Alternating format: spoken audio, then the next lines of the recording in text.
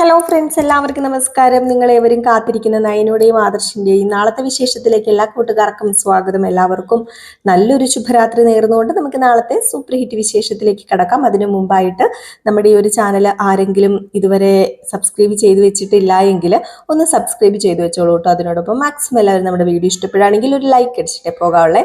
അപ്പോൾ നമുക്ക് നേരെ നാളത്തെ വിശേഷത്തിലേക്ക് തന്നെ കടക്കാല്ലേ. അങ്ങനെ നമ്മുടെ നയനയ്ക്ക് അവാർഡ് കിട്ടിയത് തന്നെയാണ് ഇപ്പോഴും അനന്തപുരി തറവാട്ടിനെ ഒലച്ചുകൊണ്ടിരിക്കുന്നത്. അനന്തപുരി തറവാട്ടിനെ ഒലയ്ക്കുന്നില്ല, നമ്മുടെ ജലജനെയും അനാമികേനെയും ജാനകിനെയൊക്കെ തന്നെയാണ് ഒലയ്ക്കുന്നത്. അവർക്കാണെങ്കിൽ ഒരു സമാധാനവും ഇല്ല. ഈ സമയത്താണ് നന്ദുവിൻ്റെ ചിക്കൻ ബോക്സിൻ്റെ കാര്യമൊക്കെ ഇന്ന് നമ്മൾ കഥയിൽ കണ്ടത്. അതുതന്നെയായിരുന്നു ലാസ്റ്റ് സീന്. നയനയും ആദർശും കൂടെ നന്ദാവനത്തിൽ ചെല്ലുകയും അവിടെ നിന്ന് നമ്മുടെ നന്ദുവിന് ചിക്കൻ ബോക്സ് ആണെന്ന് അറിയുകയൊക്കെ ചെയ്തു. ഏതായാലും ഗോവിന്ദൻ പറഞ്ഞു, ഒരുപാട് നന്ദിയുണ്ട് ആദർശേ, നീ കാരണമാണ് എൻ്റെ മോൾ ഇത്രയും ഒരു നിലയിൽ എത്തിയത് എന്ന് പറഞ്ഞപ്പോൾ ഒരിക്കലും അത് എൻ്റെ മിടുക്കായിട്ട് കാണരുത്, അച്ഛൻ്റെ മിടുക്കൊക്കെ തന്നെയാണ്. കാരണം അച്ഛൻ്റെ കഴിവാണ് അച്ഛൻ്റെ മോൾക്ക് കിട്ടിയിരിക്കുന്നത്. അതുകൊണ്ടാണ് അച്ഛൻ്റെ മോൾ ഇപ്പം ലോകം അറിയുന്നൊരു ഡിസൈനറായിട്ട് മാറിയത്. അത് പ്രത്യേകിച്ച് എൻ്റെ കഴിവൊന്നുമല്ല. ഇപ്പം മൂർത്തീസ് ജ്വല്ലറി അല്ലെങ്കിൽ വേറെ എവിടെയെങ്കിലും അവളവളുടെ കഴിവെടുത്തേനെ, അത് ലോകം അറിഞ്ഞേനെ. അതിപ്പം എൻ്റെ ക്രെഡിറ്റ് ഒന്നും അല്ലല്ലോ അച്ഛാ എന്നൊക്കെ ഇങ്ങനെ പറയാം. ഏതായാലും ഈ സമയം നമ്മുടെ കനക സംഭാരമൊക്കെ കൊണ്ട് കൊടുക്കുകയാണ്. അങ്ങനെ സംഭാരമൊക്കെ കുടിച്ചു കഴിഞ്ഞപ്പോഴത്തേക്കും മനസ്സ് നന്നായിട്ടൊന്ന് തണുത്തുപോലെ തോന്നുന്നുണ്ടമ്മ എന്നിങ്ങനെ നയനി ഇങ്ങനെ അറിയാതെ പറയാണ് കേട്ടോ. അപ്പം അതെന്താ മോളെ മനസ്സ് നന്നായിട്ട് തണുത്ത പോലെ തോന്നുന്നത്? ഏയ് ഒന്നുമില്ല, ഈ മോരും വെള്ളം കുടിച്ചപ്പം എൻ്റെ മനസ്സൊന്ന് നന്നായിട്ട് തണുത്തെന്നാ പറഞ്ഞത്. അതിന് മാത്രം ചൂടായിരുന്നു മോളുടെ മനസ്സ്. ഇനി മോളുടെ മനസ്സ് എന്തിനാ ചൂടാക്കി വെച്ചിരിക്കുന്നത്? ഇനി ചൂടാക്കേണ്ട കാര്യമൊന്നുമില്ലല്ലോ. ഇനിയിപ്പം ദേ ആദർശ് മോൻ്റെ അമ്മയും കൂടി നിന്നെ സ്നേഹിക്കാൻ തുടങ്ങിയിട്ടുണ്ടെങ്കിൽ ദേ ഇത് തന്നെ തണുത്തോളും. അതിനുവേണ്ടി ഇനിയിപ്പം നമുക്ക് കാത്തിരിക്കാം. അത് മാത്രമല്ലേ ഉള്ളൂ മോളുടെ ജീവിതത്തിൽ ഇനി കിട്ടാത്തത്. ഒരുപക്ഷെ ദൈവം വിചാരിച്ചു കാണും എല്ലാ സൗഭാഗ്യങ്ങളും കൂടി ഒന്നിച്ച് കിട്ടിയാൽ ശരിയാവില്ലല്ലോ എന്ന്. അപ്പം നമ്മുടെ നയന മനസ്സുകൊണ്ട് വിചാരിക്കുകയാണ്, എൻ്റെ ദൈവമേ, എനിക്ക് എല്ലാ സൗഭാഗ്യങ്ങളും ഒന്നിച്ച് എൻ്റെ ദൈവം തന്നു, എന്നിട്ടും എനിക്ക് ഇവരോട് അത് പറയാൻ പറ്റുന്നില്ലല്ലോ. വേണ്ട, ഒരിക്കലും അമ്മയോട് പോലും ഇത് പറയണ്ട.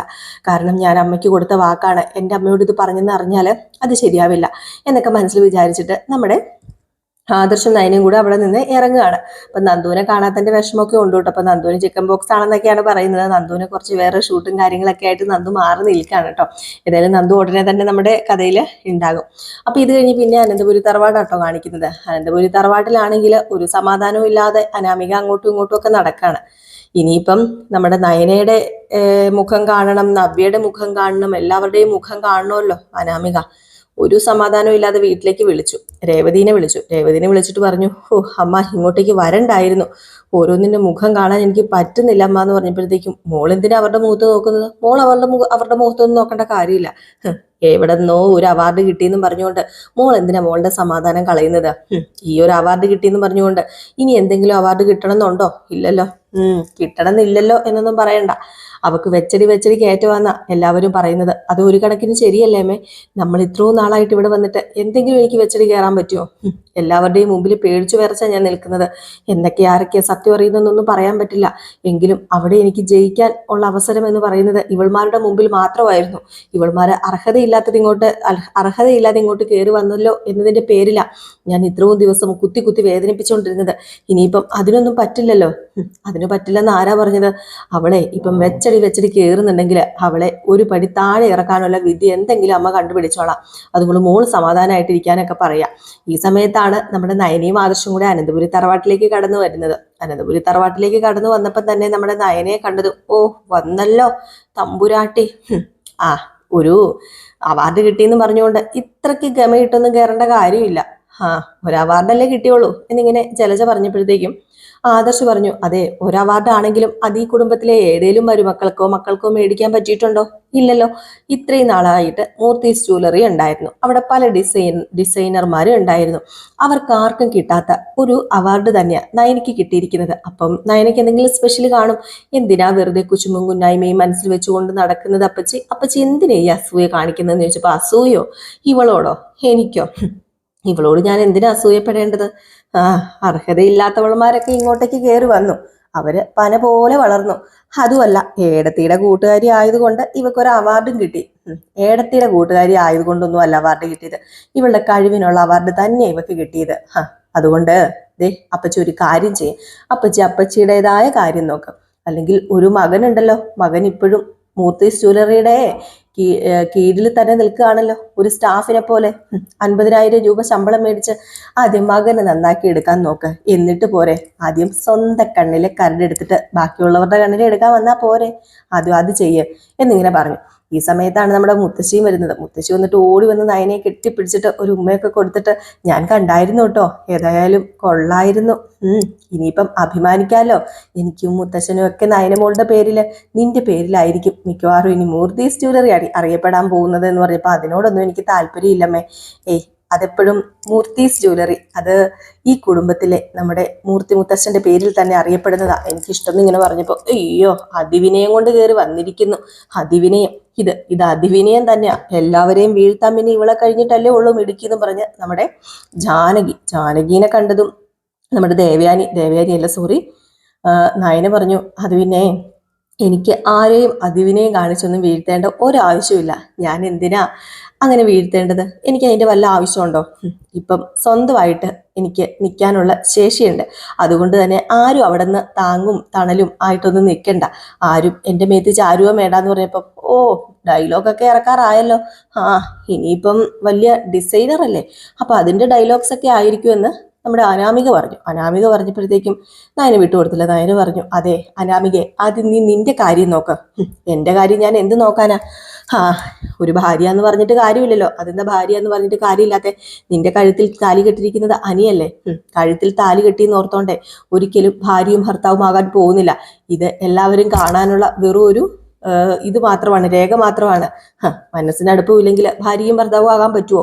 ഒരിക്കലും അങ്ങനെ ഭാര്യയും ഭർത്താവും ആകാൻ പറ്റില്ല എന്നിങ്ങനെ പറഞ്ഞ് നമ്മൾ അനിയുടെ മെക്കിട്ട് കയറാൻ ചെല്ലാണ്. അപ്പൊ അനിയുടെ മെക്കിട്ട് കയറാൻ ചെന്ന് കഴിഞ്ഞപ്പോഴത്തേക്കും ആദർശ് പറഞ്ഞു, അനാമികയെ നീ കുറച്ച് അടങ്ങിയിരിക്കുന്നത് നല്ലതായിരിക്കും.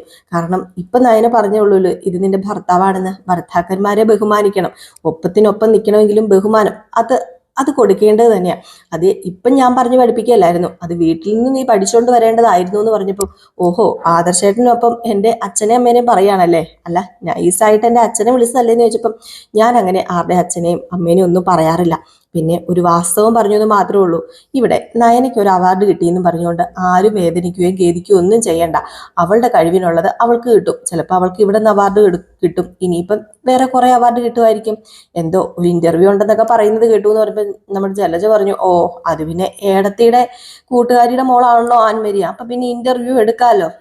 എന്തൊക്കെ കണ്ടാലാ ഇനി ഇവിടുത്തെ TV വെക്കാൻ പറ്റത്തില്ല. അത് തന്നെയെന്ന് പറഞ്ഞപ്പോഴത്തേക്കും നമ്മുടെ മുത്തശ്ശി പറഞ്ഞു, അല്ല TV വെക്കാൻ പറ്റത്തില്ലെങ്കിൽ ജലജ ഒരു കാര്യം ചെയ്യ്, നീ TV വെക്കണ്ട, നീ നിന്റെ റൂമിനകത്തിരുന്നോ. നിന്നെ ആരെങ്കിലും ഇങ്ങോട്ടേക്ക് വിളിച്ചോ? വെറുതെ 3-4 നേരം മൂക്കറ്റം വലിച്ചു കയറ്റാന്നുള്ളതല്ലാതെ അടുക്കളയിൽ വന്ന് നീ പണിയൊന്നും ചെയ്യുന്നില്ല. അപ്പോഴത്തേക്കാണ് നമ്മുടെ ദേവയാനി ഇറങ്ങി വരുന്നത്. അപ്പം ദേവയാനി നയനയെ കണ്ടത് അങ്ങ് തിരിഞ്ഞങ്ങ് നിൽക്കുകയാണ്. അപ്പോഴത്തേക്കാണ് നമ്മുടെ ആദർശ് ചോദിച്ചത്, അല്ല അമ്മ ഇവിടെ ഉണ്ടായിരുന്നോ? അമ്മ എപ്പോഴാ വന്നത്? ഞാൻ എപ്പോഴേലും ഒക്കെ വന്ന് കാണും. അല്ല, ഞാൻ വന്നിട്ടിപ്പം കുറെ കൊല്ലം ആയേ. ആ കണക്ക് നിന്നോട് പറഞ്ഞു തരേണ്ട കാര്യമില്ലല്ലോ. നിനക്കൊരു ഭാര്യ ഉണ്ടല്ലോ, അവാർഡ് കിട്ടിയ നിന്റെ ഡിസൈനർ, നയനാർ ഡിസൈൻസിന്റെ ഓണർ. അവളുടെ കാര്യം നീ നോക്കിയാൽ മതിയല്ലോ. എൻ്റെ കാര്യം തൽക്കാലം ഞാൻ തന്നെ നോക്കിക്കോളാം. എല്ലാവരും അവളെ എടുത്ത് തലയെ കയറ്റി വെച്ചോ എന്നിങ്ങനെ പറയാണ്. അപ്പൊ നയനി ഇങ്ങനെ നോക്കി ചിരിക്കുന്നുണ്ട് കേട്ടോ ദേവയാനിനെ. അപ്പൊ ആദർശ് പറഞ്ഞു, അമ്മ എന്താ അമ്മ ഇങ്ങനെയൊക്കെ പറയുന്നത്? അല്ല, അമ്മ സദസ്സിൽ നിന്നും ഇറങ്ങിപ്പോയെന്ന് പറഞ്ഞു നയന. അതെന്താ അമ്മ അവാർഡ് കിട്ടിയപ്പോൾ സദസ്സിൽ നിന്നും ഇറങ്ങിപ്പോയത്? ഇത് അമ്മയ്ക്കും കൂടെ അഭിമാനമായ നിമിഷമല്ലേ? എനിക്ക് അഭിമാനം, എനിക്ക് ഇതിൽ കൂടുതൽ അഭിമാനമൊന്നും ഇല്ലായിരുന്നു. പിന്നെ ഞാൻ പറയുന്നില്ല, എല്ലാവരും കൂടെ നിർബന്ധിച്ച് എന്നെ അവിടെ കൊണ്ട് നിർത്തി. പ്രത്യേകിച്ച് ഈ നിൽക്കുന്ന ഭൂതന, ഇവക്ക് വല്ല കാര്യം ഉണ്ടായിരുന്നോ? ഇവൾ അവാർഡ് മേടിക്കുന്നത് ഞാൻ കാണണം. അവളുടെ എൻ്റെ മുമ്പിൽ അവൾക്ക് വലിയതായിട്ട് നിൽക്കണം. അതിനുവേണ്ടി അവൾ പല സൂത്രപ്പണികളും ഒപ്പിക്കുന്നുണ്ട്. അതിന് താളത്തിനൊത്ത് തുള്ളാനായിട്ട് നീ ആയിരിക്കും ഇതിൻ്റെ എല്ലാത്തിൻ്റെയും പിന്നിൽ എന്നൊക്കെ പറഞ്ഞപ്പോഴത്തേക്കും അമ്മയോട് തർക്കിക്കാൻ ഞാനില്ല. ഞാൻ പറഞ്ഞല്ലോ, ഇങ്ങനെ ഒരു അവാർഡ് നയനയ്ക്ക് കിട്ടിയിട്ടുണ്ടെങ്കിൽ അത് നമ്മുടെ അനന്തപുരി തറവാട്ടിന് അഭിമാനം തന്നെയാ. ഈ ബുദ്ധി ഇല്ലാത്തവരുടെ കൂടെ കൂടി എന്തിനാ അമ്മയും കൂടി ഇങ്ങനെ മരവിച്ച് നിൽക്കുന്നത്? അതിൻ്റെ കാര്യമുണ്ടോ? നയനെ സ്നേഹിച്ചൂടെ എന്ന് ചോദിച്ചപ്പോഴത്തേക്കും, സ്നേഹിക്കാൻ പറ്റിയ ടീം, അർഹതയില്ലാതെ വലിഞ്ഞേറി ഇവളെ ഞാൻ എന്തിനാ സ്നേഹിക്കണത് എന്നിങ്ങനെ പറഞ്ഞിട്ട് മനസ്സിൽ വിചാരിക്കാൻ കേട്ടോ, എൻ്റെ ദൈവമേ, എൻ്റെ ഈശ്വര, എൻ്റെ മോൾക്ക് എന്തെങ്കിലും തോന്നിക്കാണോ? അവളുടെ മുമ്പിൽ വെച്ചല്ലേ ഞാനിതൊക്കെ പറയുന്നത്. ഒന്നും തോന്നിക്കാണില്ല ആയിരിക്കും എന്നിങ്ങനെ തോന്നും. അപ്പോഴത്തേക്കും നമ്മുടെ നയനെ നോക്കിയിട്ട് ഇങ്ങനെ കാണിക്കുന്നുണ്ട്. അപ്പം നയനെ ചിരിച്ച് കാണിക്കാണ് കേട്ടോ. അപ്പം ഇതൊക്കെ കഴിഞ്ഞിട്ട് നമ്മുടെ നയനയ്ക്ക് നല്ലൊരു എന്തോ ചുക്കോ കഷായോ അങ്ങാണ്ട് ഇട്ടുകൊണ്ട് കൊടുക്കുകയാണ് കേട്ടോ ദേവയാനി. അപ്പം ദേവയാനി അത് കൊണ്ട് കൊടുക്കാൻ നേരത്ത് നമ്മുടെ ദേവയാനി അത് കുടിപ്പിക്കാൻ തുടങ്ങുമ്പോഴത്തേക്കും നയന പറയുന്നുണ്ട് അമ്മയ്ക്കും വേണം, അമ്മയും കഴിച്ചോ എന്നിങ്ങനെ പറയുകയാണ്. കാരണം ആരോഗ്യത്തിന് നല്ലതാണ്, എന്തോ ഒരു മരുന്നിട്ടതാണ്. അപ്പോഴത്തേക്കും നമ്മുടെ ദേവയാനി അത് കുടിച്ച് പകുതി നയനയ്ക്കും ഒക്കെ കൊടുക്കുന്നുണ്ട് കേട്ടോ. പിന്നെ ജലജ ഒരു സീൻ ഇങ്ങനെ നോക്കിയിരിക്കുന്നത് നിങ്ങൾ കണ്ടല്ലോ. അതൊരിക്കലും നമ്മുടെ നയനയും ദേവയാനി തമ്മിൽ ഒന്നിക്കുന്ന ആ ഒരു സീനൊന്നും കണ്ടിട്ടില്ല. അതൊന്നും ഉടനെ കാണാൻ പോകുന്നില്ല കേട്ടോ. അപ്പോൾ എല്ലാവരും കാത്തിരിക്കുക, അടിപൊളി വിശേഷങ്ങൾ തന്നെയാണ് വരാനിരിക്കുന്നത്. എന്നും രാവിലെ കറക്റ്റ് 7:30 ഫുൾ വിശേഷവുമായിട്ടും അതുപോലെ ഫുൾ ഡയലോഗ് സഹിതമാണ് നമ്മൾ വിശേഷം പറയുന്നത്. അപ്പോൾ നിങ്ങൾ കുറച്ചുപേര് പ്രമോ മാറിപ്പോകുന്നുണ്ടല്ലോ. പ്രമോയിൽ പറയുന്ന പോലെ അല്ലല്ലോ രാവിലെ പറയുന്നത്. നമ്മുടെ പ്രമോ വേറെ, ഫുൾ വിശേഷം വേറെ. പ്രമോയിൽ നമ്മൾ ആ ഒരു കണ്ടന്റ് അത് തന്നെ ആയിരിക്കാം, പക്ഷേ നമ്മൾ നമ്മളുടേതായ ഡയലോഗ്സിലാണ് പറയുന്നത്. പക്ഷേ നമ്മൾ അങ്ങനെയല്ല രാവിലെ ഇടുന്ന ഫുൾ വിശേഷം പറയുന്നത്. കഥ എങ്ങനെയാണോ വൈകിട്ട് വരുന്നത് അതേപടിയാണ് കേട്ടോ. ആ ഒരു ടൂണും മ്യൂസിക്കും ഇല്ലെന്ന് മാത്രമേ ഉള്ളൂ, നമ്മൾ അതേപടി ഫുള്ള് ഇടാറുണ്ട്. അപ്പം നിങ്ങളെല്ലാവരും കാത്തിരിക്കുക അടുത്ത വിശേഷത്തിനായിട്ട്. നിങ്ങളുടെ സ്നേഹത്തിനും സപ്പോർട്ടിനൊക്കെ ഒരുപാട് നന്ദിയുണ്ട്. വീണ്ടും നിങ്ങളുടെ സ്നേഹവും സപ്പോർട്ടും ഇതേ രീതിയിൽ തന്നെ നമുക്ക് വേണം കേട്ടോ. അപ്പം എല്ലാവരും സപ്പോർട്ട് ചെയ്യുക. അപ്പം എല്ലാവർക്കും ബൈ ബൈ.